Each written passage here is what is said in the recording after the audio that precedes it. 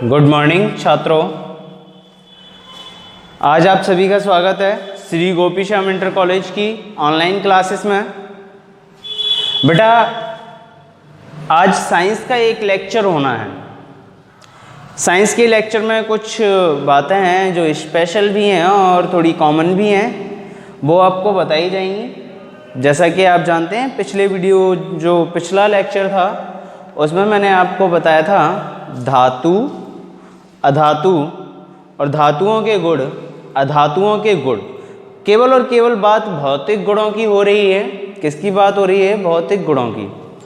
आज हम डिस्कस करेंगे धातुओं के रासायनिक गुण। धातुओं के रासायनिक गुण क्या होते हैं, मतलब वो प्रॉपर्टी जो केमिकली होती हैं, एक दवा की तरह होती हैं, केमिकल्स की तरह होती हैं, क्या कहलाती हैं? धातुओं के रासायनिक गुण कहलाती हैं। देखिए पहली प्रॉपर्टी क्या है? पहली प्रॉपर्टी धातु का दहन। क्या है? धातु का दहन। धातु मतलब आप सभी जानते हैं धातु क्या होती है। धातु जो सोना, चांदी, लोहा, एल्युमिनियम, मैग्नीशियम, सोडियम etc ये सब क्या है? धातुएं हैं। तो हम धातुओं के दहन की बात कर रहे हैं। किसकी बात कर रहे हैं? धातुओं के दहन की। धातुओं का जलना। धातुओं का जलना क्या होगा? अच्छा एक बात बताइए अब मेरे को, जो धातुएं होती हैं, मतलब सबसे पहले हम दहन की बात करते हैं। धातुएं तो दहन ही हैं, दहन ही हो रही हैं। चलिए दहन की बात करते हैं। कोई भी वस्तु कब जलती है? डायरेक्ट आग लगा दो जल जाएगी, बिना ऑक्सीजन के नहीं जलेगी। जब तक ऑक्सीजन नहीं होगी तब तक कोई भी वस्तु नहीं जलेगी, क्योंकि ऑक्सीजन वो गैस है जो वस्तु को जलने में सहायता प्रदान करती है। एक एक्टिविटी भी है इस मामले में कि हम कोई जलती हुई मोमबत्ती लें और जलती हुई मोमबत्ती को एक जार में बंद कर दें। जार में बंद करने से कुछ समय तो जलेगी मोमबत्ती और उसके बाद उसकी वो धीरे धीरे लाइट को डिम करती जाएगी और बिल्कुल डिम लाइट हो जाएगी और धीरे धीरे वो बुझ जाएगी। मतलब जितनी ऑक्सीजन थी वो तो सारी जल गई। जैसे ही ऑक्सीजन खत्म हुई वैसे ही वो मोमबत्ती जलना बंद हो गई। मतलब ऑक्सीजन की उपस्थिति में क्या ये जलती है? ऑक्सीजन की उपस्थिति में दहन होता है। धातुओं का क्या होता है? दहन होता है। किसकी उपस्थिति में? ऑक्सीजन की उपस्थिति में। जब किसी धातु से ऑक्सीजन रिएक्शन करता है, ऑक्सीजन क्या करता है? रिएक्शन, तो क्या बनेगा बेटा? ऑक्साइड बनता है। क्या बनता है? ऑक्साइड। तो इसके आगे धातुओं का दहन होगा तो क्या बनेगा बेटा? ऑक्साइड बनेगा। ये आपको भली भांति याद कर लेने हैं, बहुत इंपॉर्टेंट पॉइंट्स हैं। क्या बनता है बेटा? ऑक्साइड। धातुओं का दहन होता है तो क्या बनता है? ऑक्साइड। एक बार फिर से सुनेंगे। धातुओं का दहन मतलब ऑक्सीजन से रिएक्शन। धातुओं का दहन मतलब ऑक्सीजन से रिएक्शन। जब ये ऑक्सीजन से रिएक्शन करती है तो क्या बनता है? ऑक्साइड। क्या बनता है? ऑक्साइड। ठीक, जैसे एक एग्जांपल ले ले रहा हूं पहला वाला में। देखिए क्या है, मैंने तांबा ले लिया, तांबे को मैं जलाने लगा, ऑक्सीजन प्रेजेंट हो गई। ऑक्सीजन की प्रेजेंस में मैंने जब इसे जलाया, दहन किया, तो क्या होगा? CuO। क्या बन गया भाई? क्यूप्रिक ऑक्साइड बन गया। क्या बन गया? Cupric oxide. देखिए अब मैं इस चीज के बारे में और थोड़ा गहराई में बताऊंगा आपको।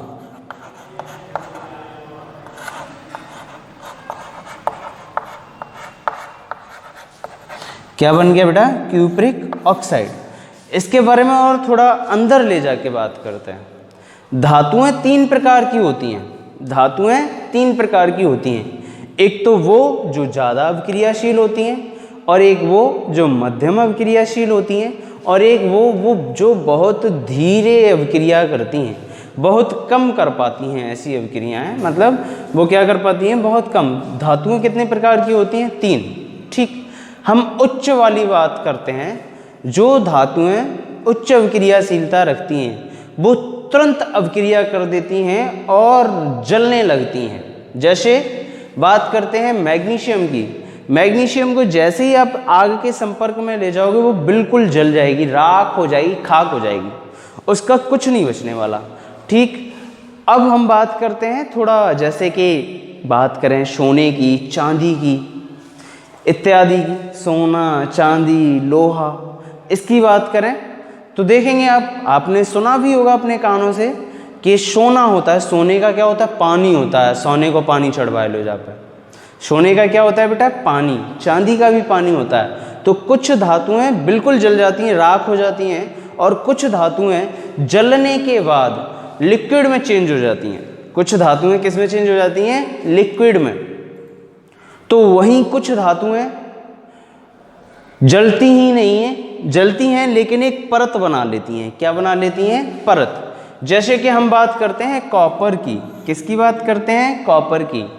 आपने ऐसा देखा होगा, मैं एक छोटा सा लाइफ में जो डेली लाइफ में कभी कभी प्रैक्टिकल हो जाता है हमारी लाइफ में, आपने देखा होगा कहीं पे शॉर्ट सर्किट हो गया है तार पे, और तार पे आपने सोचा कि शॉर्ट सर्किट से ही काम चला ले रहे हैं, क्या दिक्कत है, उसी पे आपने झंपल डाल दिया तारों का, और डेली आप तारों का झंपल डालते हैं, और धीरे धीरे क्या होता है, उस वहाँ से होकर लाइट आना बंद हो जाती है। ठीक, वहाँ से लाइट आना बंद हो जाती है, तब आप कहते हैं कि कार्बन आ गई है तार पे। क्या आ गई है, कार्बन। मैं इसी चीज़ को थोड़ा एक्सप्लेन करता हूँ। जब आप झंपल डालते हो तो वहाँ पे चिनगारी उत्पन्न होती है, और चिनगारी से जो कॉपर होगा वो क्या होगा, जलेगा। चिनगारी जब उत्पन्न होगी तो कॉपर जलेगा, और जब कॉपर जलेगा तो क्या बनेगा, क्यूप्रिक ऑक्साइड बनेगा भाई। कॉपर जला, क्या बना, क्यूप्रिक ऑक्साइड बना। और जब क्यूप्रिक ऑक्साइड बनेगा तो क्या होगा, कॉपर की ऊपर एक परत जम जाएगी। कॉपर के ऊपर क्या बन जाएगी, एक परत जम जाएगी, और वो परत जब जम जाएगी तो अंदर के करंट को बाहर नहीं आने देगी। मतलब कुल मिला के बात ये हो गई कि अंदर का जो करंट है, कॉपर के वायरिंग के ऊपर जो करंट दौड़ रहा है, वो करंट आपके वायर से नहीं टच हो पा रहा, और वो करंट आपके वायर में नहीं पहुंच पा रहा।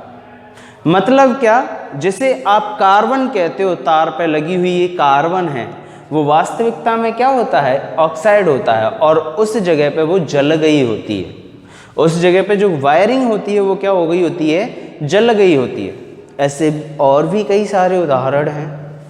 अब हम बात करते हैं जो बिल्कुल भी नहीं जलता, बहुत हायर ऑर्डर वाली, जो बहुत कम मिलती हैं धातुएं, जैसे कि टंगस्टन की बात करते हैं, मॉलिब्डेनम की बात करते हैं। टंगस्टन आपने देखा होगा, बल्बों के जो बल्ब होते हैं, बल्बों में जो छोटी सी स्प्रिंग होती है, वो भी एक मेटल होती है, वो भी क्या होती है, एक धातु होती है। तो आपने क्या देखा है उसमें कि वो तो कभी जलती ही नहीं, जबकि रोशनी कितनी देती है, वो तो कभी जलती ही नहीं। ऐसी कुछ धातुएं हैं जो जलती ही नहीं है, जैसे मॉलिब्डेनम हो गया, टंगस्टन हो गया, HF हो गया, ठीक है, इत्यादि। ये तो रहा बेटा आपका पहला दहन, मतलब पहला गुण, धातुओं का पहला रासायनिक गुण। अब बात करते हैं धातुओं की जल से क्रिया। किसकी, धातुओं की जल से क्रिया की बात करेंगे। तो भाई जल से रिएक्शन करती हैं, बाकायदा कुछ जो धातुएं हैं वो क्या है, जल से रिएक्शन करती हैं, और जल से रिएक्शन करने के बाद भी ये क्या बनाती हैं, केवल और केवल ऑक्साइड ही बनाती हैं। क्या बनाती हैं, ऑक्साइड या हाइड्रोक्साइड। जब ये जली तब क्या बनाया, ऑक्साइड, और जब ये जल से क्रिया की तब क्या बनाया, हाइड्रो ऑक्साइड। हाइड्रो ऑक्साइड बनाया भाई।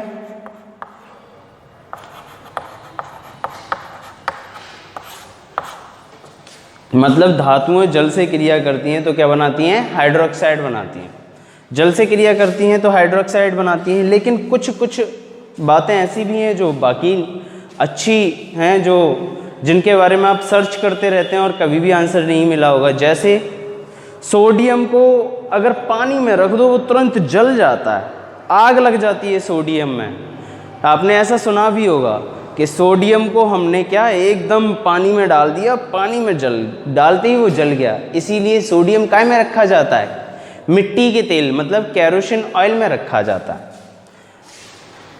अब वो ऐसा होता क्यों है वो जान लो। सोडियम का टुकड़ा लिया, पानी में डाल दिया, पानी में डालते ही क्या बना, NaOH बन गया, सोडियम हाइड्रोक्साइड बन गया, और उसमें से बहुत तीव्र गति से क्या निकली, हाइड्रोजन गैस निकली। क्या निकली, हाइड्रोजन गैस। सोडियम की को जल में डाल दिया, सोडियम हाइड्रोक्साइड बना, और बहुत ही तीव्रता से क्या बना, हाइड्रोजन। अब हम ये सोच रहे होंगे ये तो सब बन गया, जल कैसे गया वो? जलता क्या है वास्तविकता में, हाइड्रोजन गैस। जलता क्या है वास्तविकता में, हाइड्रोजन गैस जलती है। हाइड्रोजन गैस एक ऐसा ईंधन है, एक ऐसा फ्यूल है जो वायु के कांटेक्ट में मतलब एयर के कांटेक्ट में आते ही तुरंत घर्षण के कारण जलने लगता है। ये हाइड्रोजन इतनी मात्रा में होती है और इतने तेज वेग से बनती है कि वायु से घर्षण के कारण तुरंत जलने लगती है, और ये बहुत ही तीव्र प्रक्रिया होती है, मात्र 1 या 2 सेकंड में पूरी हो जाती है। सोडियम को जैसे ही जल में डालेंगे वैसे ही सोडियम हाइड्रोक्साइड बनेगा और हाइड्रोजन निकलेगा, और हाइड्रोजन जैसे ही निकलेगा वैसे ही तुरंत जलने लगता है। और यही कारण है कि सोडियम का टुकड़ा खुले में नहीं रखा जाता, पानी के संपर्क में नहीं रखा जाता। अगर पानी के संपर्क में रख देंगे तो तुरंत जलने लगता है, इसीलिए वो केरोसिन ऑयल में रखा जाता है। अब हम बात करते हैं धातुओं के अम्ल से क्रिया। किसकी? धातुओं की अम्ल से क्रिया। बहुत सीधी सी बात है, अम्ल तो किसी के भी संपर्क में आ जाए तुरंत उसे नष्ट करने लगता है। अम्ल मतलब तेजाब। तेजाब जैसे ही किसी के संपर्क में आता है, जैसे मान लीजिए कि चेयर के संपर्क में आ गया तो चेयर को वो धीरे धीरे नष्ट करने लगेगा। इसी प्रकार धातु से जब वो रिएक्शन करता है तो वो धातु को क्या करने लगता है, नष्ट करने लगता है। आपने ऐसा देखा भी होगा, जब भी कभी आप कभी भी गए हो सोनार की दुकान पे, जब भी आप जाते हैं तो वहाँ पे देखते हैं कि उनके पास एक केमिकल होता है, और वो केमिकल में ब्रश डुबोएंगे और ब्रश से आपके उसको क्या करेंगे, साफ करेंगे जो आभूषण होते हैं उन्हें। ऐसा क्यों करते हैं? ताकि ब्रश के उसके आभूषणों के ऊपर जो भी कुछ गंदगी वगैरह आ गई हो वो साफ हो जाए। उसके साथ साथ आपके आभूषण का थोड़ा थोड़ा हिस्सा भी चला जाता है, थोड़ा थोड़ा हिस्सा चला जाता है। अगर जब तक ये आभूषण के ऊपर की एक परत को हटाते हैं, क्या हटाते हैं? आभूषण के ऊपर की किसको हटाते हैं? परत को, जिससे कि तुम्हारे जो आभूषण होते हैं वो फिर से चमकने लगते हैं। मतलब जो अम्ल होते हैं वो क्या करते हैं, धातुओं को नष्ट करते हैं। क्या करते हैं? नष्ट करते हैं। और क्या बनाते हैं? अम्ल धातुओं से क्रिया करके लवण बनाते हैं और हाइड्रोजन गैस बनाते हैं। क्या बनाते हैं बेटा? लवण बनाते हैं और क्या बनाते हैं? Hydrogen gas. लवण और हाइड्रोजन। तो ये बात है बेटा। इस आज के वीडियो का मतलब आज के लेक्चर का जेपीजी आपको सेंड कर दिया जाएगा शाम की टाइम में, इवनिंग टाइम में। सभी बच्चे एकदम निश्चिंत रहें। और अगर किसी को कोई और डाउट आए इसमें पढ़ाए हुए में, कोई बात समझ में नहीं आई, तो आप बार बार रिपीट करके देखिएगा, और बार बार रिपीट करने के बाद भी समझ में नहीं आता तो आप कमेंट करके पूछ सकते हैं। और एक बात और जिसका आपको बिल्कुल ध्यान रखना है, बिल्कुल भूलना नहीं है, कि श्री गोपी श्याम इंटर कॉलेज के चैनल का सब्सक्राइब करना है, लाइक करना है, शेयर करना है, और उसके अलावा इसको देखना भी ताकि वॉच टाइम भी बढ़े। भाई थोड़ा बेल आइकन को प्रेस करना है। धन्यवाद।